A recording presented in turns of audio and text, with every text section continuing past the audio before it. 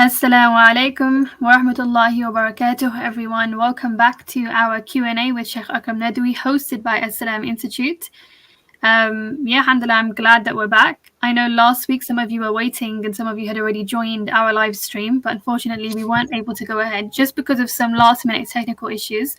But inshallah, I hope everyone's here to join us again, and hopefully we can take as many questions as possible. And for anyone that is new here, this Q&A is every Thursday, 6 p.m. BST, 6 p.m. US time, UK time, and it will be from 6 to 6:30, inshallah. So we'll try our best to take as many questions as possible. Some questions require more time. Hopefully, we will try and address them all, inshallah, depending on the nature of the questions. So without any further ado, inshallah, let's take our first question from Fahim Khan. And his question is, what is the difference between a semer and a semewet as used in the Quran? If they are different, is there any detail as to what they encompass? Okay, Bismillah ar-Rahman ar-Rahim. You know, the Quran has many details which are concerned to our life in this world as slaves of Allah subhanahu wa ta'ala. Those are the details that we need to learn and go in deep how to become a good believers. But there are also details which are more concerned to the world that we have not seen, and also we cannot understand through the words.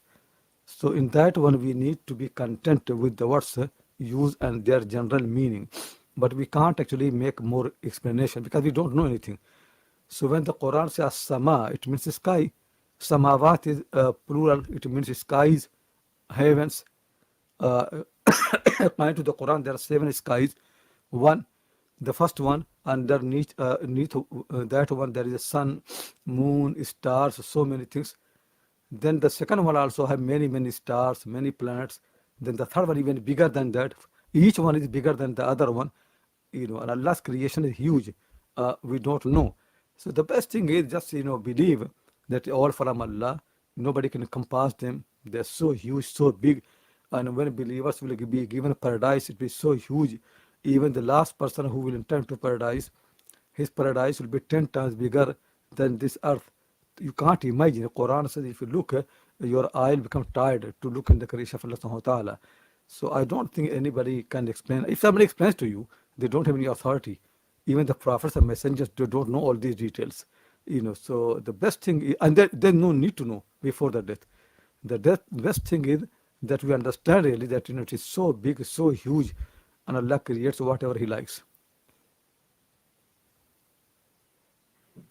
Okay, inshallah, let's move to a question from Fariha.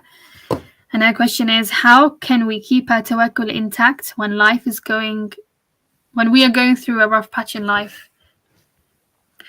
The thing is that we have to understand that in this life, whatever is happening because of the will and power of Allah subhanahu wa ta'ala. What we do in it is very little. We can't create anything, we can't make anything, just look like. So trust always should be with Allah subhanahu wa ta'ala anyway, Allah subhanahu wa ta'ala. When for example you say, I'm going to visit a mosque or I'm going to London, it looks that it is you doing, but it actually involves so many things. If for example your health goes wrong, something wrong happens, heart attack happens, or in the family something goes wrong, on the road something is there, or any disturbance in London, there are thousands of the things can happen which can stop you from going to London. So whenever we plan something, whenever we do something, we do very little. All the things are done by Allah subhanahu wa ta'ala. So the believers always trust in Him. And whatever they do, they also know that it is from Allah. Even your own will, your own plan, your own power and work, all that from Allah subhanahu wa ta'ala. So trust always should be in Allah subhanahu wa ta'ala. Imagine really that we don't do anything. So what does Allah subhanahu wa ta'ala? And we can't rebel against Him. Even if you rebel against Him, you can't do anything. The best thing is to believe in Him, trust in Him, ask Him. If something goes as you plan, that's good.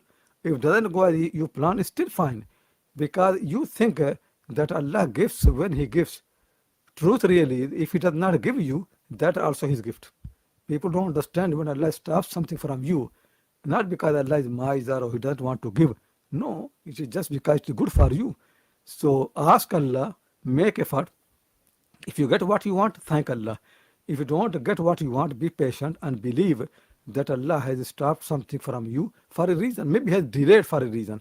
So always have good thought about Allah subhanahu wa ta'ala and trust in Him properly, because we don't create anything. Allah is the one who creates all the good results.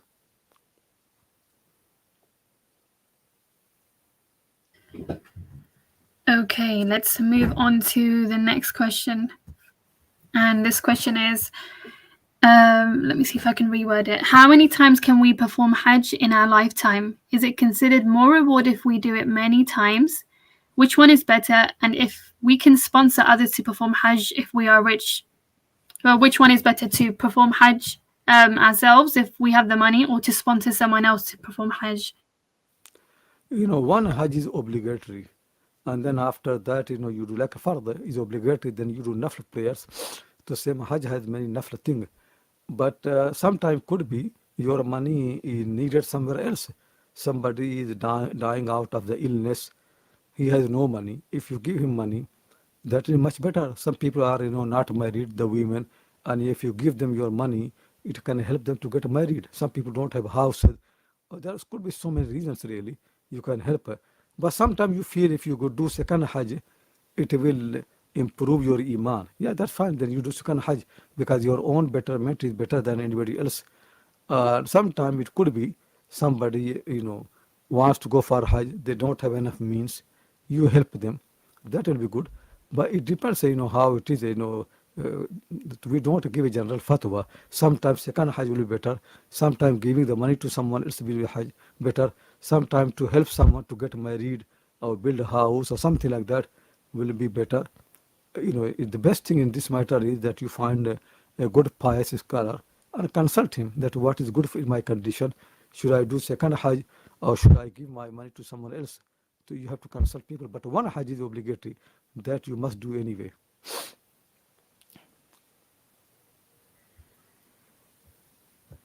Okay, let's see if we can take a question from Facebook. Inshallah. We don't have that many yet, so maybe we will. Okay, let's go to Sister Fatiha's question. It's quite long. I don't know if it will all show up.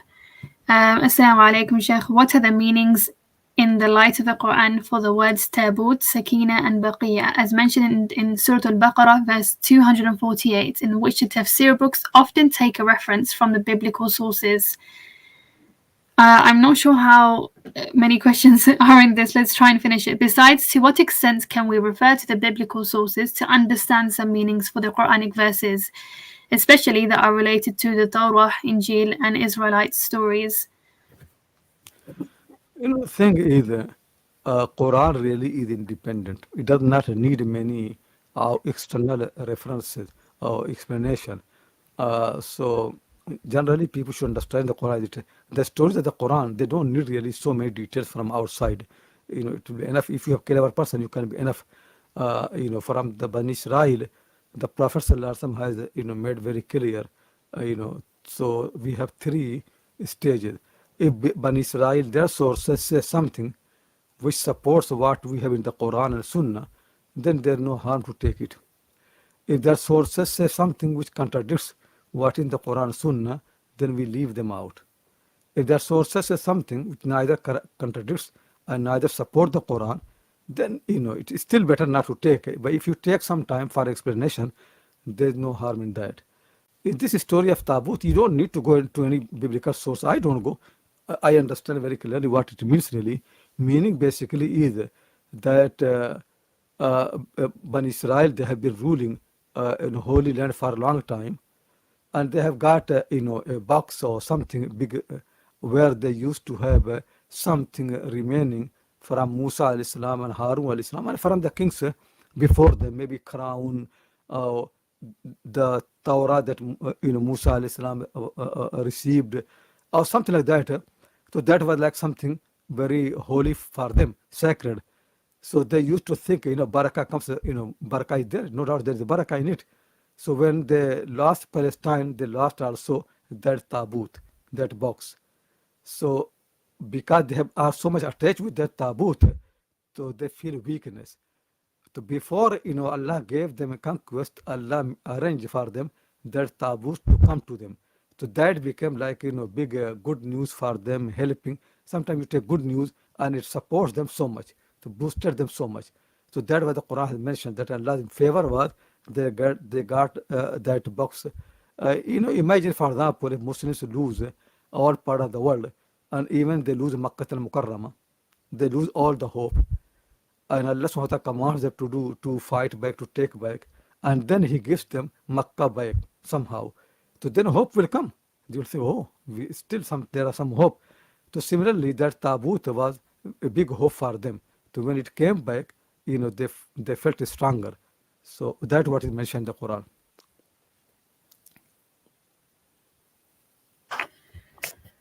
Okay, inshallah, let's move on to a question from Salahuddin, which is a very interesting question actually. Is it preferable to read the Quran in the order of revelation? And Sheikh, I actually wanted to ask you this same question too, because recently I came across a sister on Instagram who is recommending her followers, in order to connect with the Quran more, she kind of gave an option for sisters to kind of follow, instead of reciting the Quran from back to front, from Surah Al-Fatiha to Nas, to instead try and be more interactive with the Quran and read the verses in order of revelation from the beginning until the end. Is this allowed? The Quran was revealed to the Prophet ﷺ according to his conditions, according to his context. So whenever he needed something, Allah subhanahu wa ta'ala sent the guidance for him in Makkah al-Mukarramah. Many times he needs certain help, support, and Quran comes for that. He needs some support in the Battle of Badr, the Quran comes. He needs some support in Battle of Uhud, and the Quran comes. So the Quran has been revealed to the Prophet ﷺ in the order of the conditions in which he lived. But that is not the order of the book. He put the Quran in the order of the book like we have got now. So for us really the way is to read the book, and then find out when it was revealed to the Prophet. Do research for his conditions, so we can learn context of the book and also his conditions. But you can't if you read the Quran the way it was revealed, it will be harmful to you, because the Prophet's life cannot be repeated. In your life, things will not happen that way. It will happen differently. So there is no need for anybody to repeat, receive the revelation in same order, because your order is different. Sometimes you need more emphasis on the verses about hajj, sometimes about the business, sometimes about family life, sometimes maybe prayer. Your life is different. So the best thing is read the Quran as in the book. But it is also helpful to find out in the books of tafsir that what was the background, or what was the context in which these verses were revealed. So that can be helpful. But mostly actually you don't need. I taught a course recently in Al-Salam about Asbabul Nuzul, the cause of a revelation. That is the course you need to attend. It will help you a lot. So summary as a matter is, you don't need to follow the context of the Prophet ﷺ. You need the final revelation as he put together. That what he to himself followed, and that what all the companions, new companions, he never commanded them to go back to Mecca verses, then Medina. No, as they used to come into Islam, they used to receive the verses which are new. And when the new people are born in Islam, they used to read the Quran as we read. He never asked. Otherwise, there would have been two arrangement of the Quran. One is the arrangement of the Quran according to revelation, and one is the arrangement of the Quran according to the book. But he never did that. He only arranged the Quran according to the book. So that's what we need to do. But many people, Orientalists and people like that, they want to do the other way, because their purpose is not guidance. Their purpose is historical. They want to know how the Prophet Muhammad reached where he reached. What was the sequence? We don't need to know that, because that's not relevant to our life. We can read history, but the Quran does not need for. There's no need for that. But if still some people insist, we don't mind really. It's not haram or unlawful. But I know it is not beneficial. It's not going to benefit anybody. Jazakallah khairan, Sheikh. That makes a lot of sense, alhamdulillah. Okay, let's see. Oh, just quickly before we go on to the next question, Sheikh mentioned that he held a course in Asbab and Nuzul. This course was held, if I'm not mistaken, last month. So it was held 26th of June. Normally, when Sheikh does hold a short course, we do make it available a few months later on our on-demand platform for people to purchase and watch back. So inshallah, hopefully soon this course will be made available and we can let you guys know inshallah, and you can have a look at the recordings. Okay, let's take a question from Imran. His question is, why did the Prophet ﷺ and the Quraysh fast Ashura in Mecca when the Prophet did not find out about the Jewish tradition until Medina? This is really the very difficult question, no doubt. And really, I wanted to do research and write something because also it is in both hadith are in Sahih Muslim that the Prophet ﷺ and Quraysh used to fast in Makkah. Then the Prophet moved and he saw Jews are doing the fast. He followed them. So it looks like two different versions of the same story. It really needs a good explanation.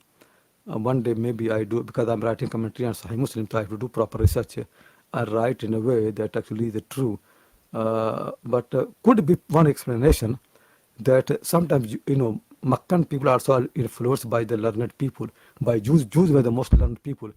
So it could be possible that some pious people in Mecca, they fasted Ashura, as Jews used to fast. And the Prophet found out, he also followed them. And then when he came to Medina, he could see with his own eye that Jews are fasting these days. So he followed them. He didn't know originally from them. But hadith say that the Prophet started the fasting even in Mecca. So it could be reason that Meccan people themselves, some of, not all Quraysh, some of them could have been taken it from Jews. But truth really is, I don't know detail about that, because this is a question which have been bothering me for a long time. And actually, I wanted this time to write, but tomorrow I'm traveling. I want to write an article to make clear what is that happened. So it doesn't look like that I'm going to do so soon. But inshallah, one day I'll make effort to write on this topic. Okay, inshallah, let's move on to a question from Facebook from Shahriya. If someone gains some knowledge of Islam by reading the Quran, tafsir, or the seerah, or anything else, and he starts to feel that people around him know so little, how can he help himself to get rid of this type of superiority complex? When people know more, they become more humble because they know really how much there is that they don't know. And whatever you know really, is not enough. It can bring, ignorance to you, darkness to you. It can make mislead you because you know little, and there's so much. If you don't know the most of the knowledge, there can be problems. So always think really that how much I know is very, very little. See how much Bukhari knew about the hadith, how much Abu Hanifa knew about the fiqh, how much Malik knew, how much Sufyan Thawri knew, how much Ibn Taymiyyah knew, how much Waliullah Dehlvi knew, how much these people knew. Compared to them, I'm nothing really. And still they did mistake. Still Abu Hanifa did mistake, Malik did mistake, Waliullah Dehlvi did mistake, and they become more and more humble. So if I'm not humble, it simply means I did not learn properly. So whenever the knowledge brings humility, it is right knowledge. Whenever the knowledge brings, arrogance, then something wrong with it. Knowledge should not bring arrogance. It should make you more humble because you can see very clearly that you don't know. You very, very little you know. Knowledge is more than the ocean. I don't humiliate anybody. Always feel, some sympathy and love for the people that you have learnt. Let me teach other people, so it will increase your knowledge, and you have duty towards them. And it could be possible that somebody who knows less than you, in the eye of Allah, they are better than you.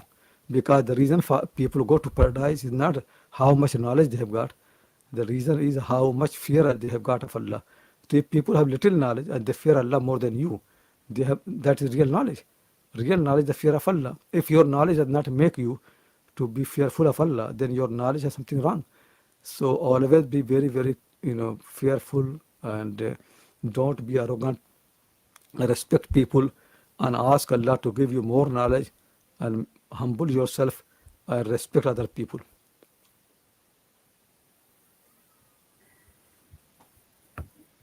Okay, inshallah. The next question isn't written on the screen, but I'll read it out, inshallah.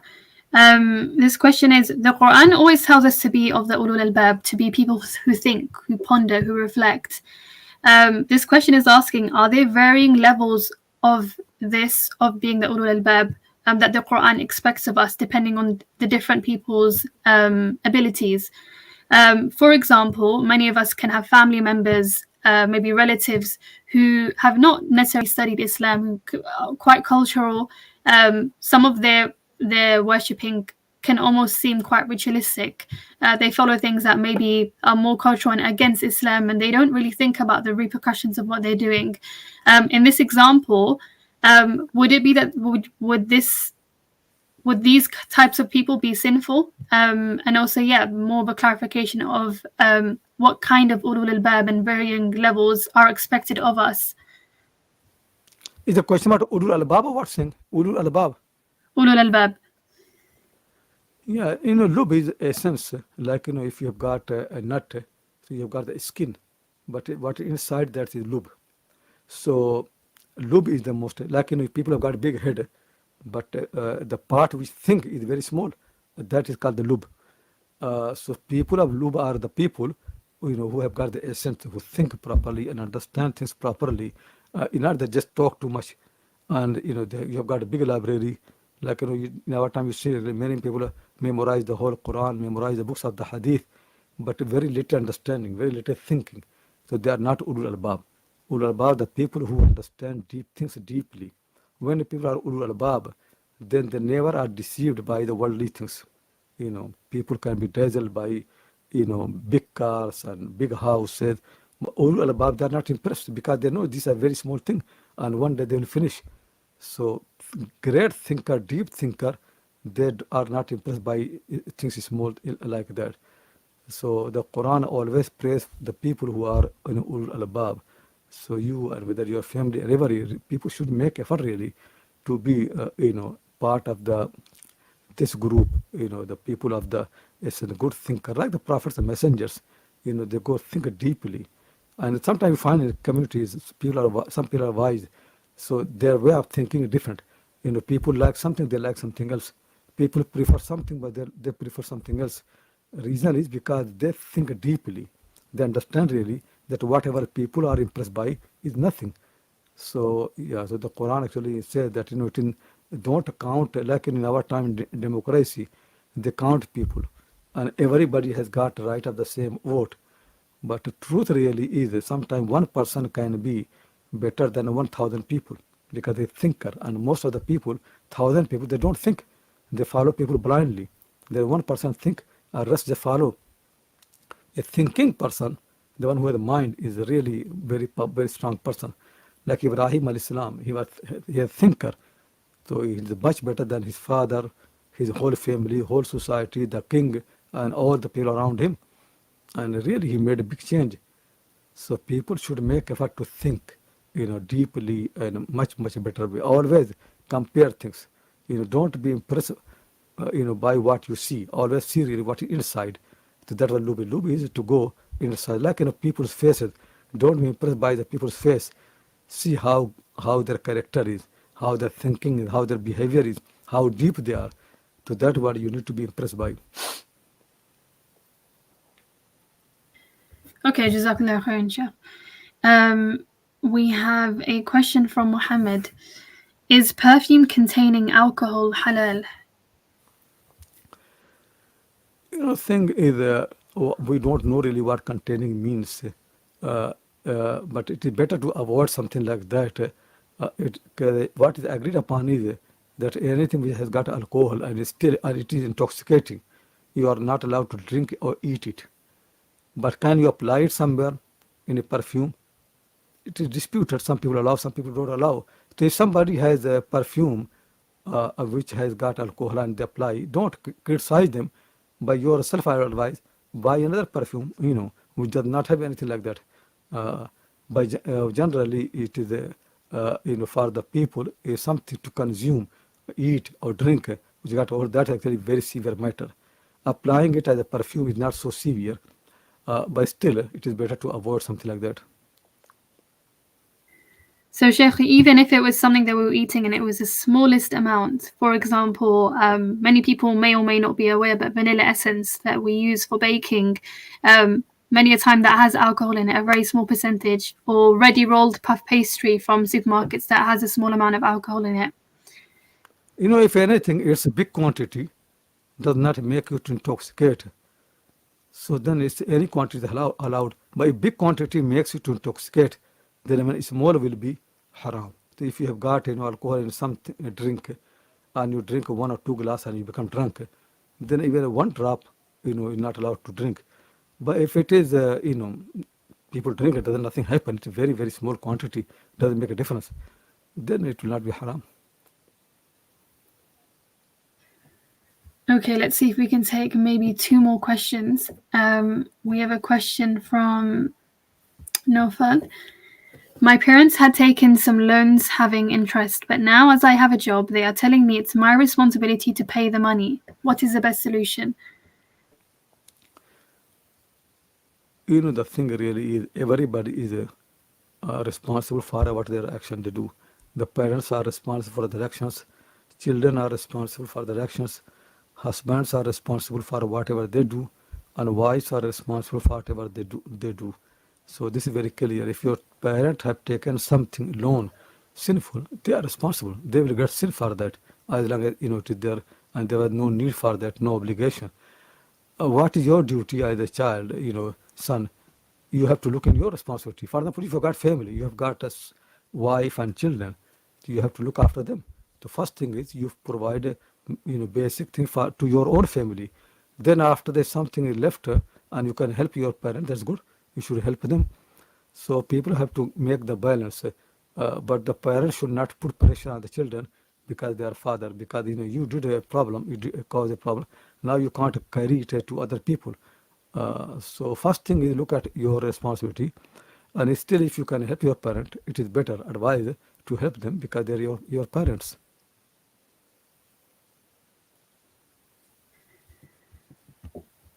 Okay, let's see if we can take maybe one small question. We have a few that I've missed out just because I know it's been answered before. So hopefully, inshallah, we can direct you to the previous Q&A where it has been answered.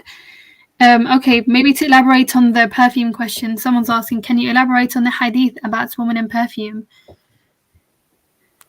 When women go outside, they should not make intention to attract the men. So that's why they have to put on jilbab, because sometimes women's clothes are very attractive, tight, so they can enjoy to attract the men. So they get sin for that. So similarly, sometimes women put on very strong perfume. So when they pass by a street, people can smell it. They look at them. So something like that is not, allowed. It's sinful. But if the women have got, some light perfume, which helps them, because everybody wants to have good smell, but it does not, pass on to other people. Nobody else in the street can smell it. Then it is allowed. Something light, not very strong, could be allowed. But something stronger which can attract other people, they should avoid that. It's not actually sinful itself. The reason is because it attracts people, and your intention can be bad. But if you are at home, you can apply whatever you like. But when you go outside, then make sure that your perfume is lighter. It does not really affect anybody else. Okay, alhamdulillah, I think we've addressed nearly every question, which is rare, alhamdulillah. So I think we'll leave it there, inshallah. Jazakallah khairan, Sheikh, for your time. And hopefully, inshallah, we'll see you next week, same time. And likewise, Jazakumullah khairan, everyone else, for joining us. Alhamdulillah, we hold this Q&A every 6 p.m. BST. So please do join us next week, Thursday, 6 p.m. inshallah. And just quickly for anyone who maybe needs a little bit of a background, a little bit of a reminder of what we do at Al-Salam, we offer Islamic scholarship programs. So people who want to kind of pursue their Islamic knowledge, maybe they want to ground themselves in the Arabic language, connect with the Quran, understand the Islamic sciences, but they can't commit to it full time. They don't have maybe the luxury or the financial stability to be able to leave their job and travel to Egypt or Mauritania and study Islam, but they still want to have access to studying sacred knowledge. Al-Salam Institute was one of the first institutes in the UK to offer part-time Islamic scholarship programs, and we are now running completely online with some in-person retreats and courses.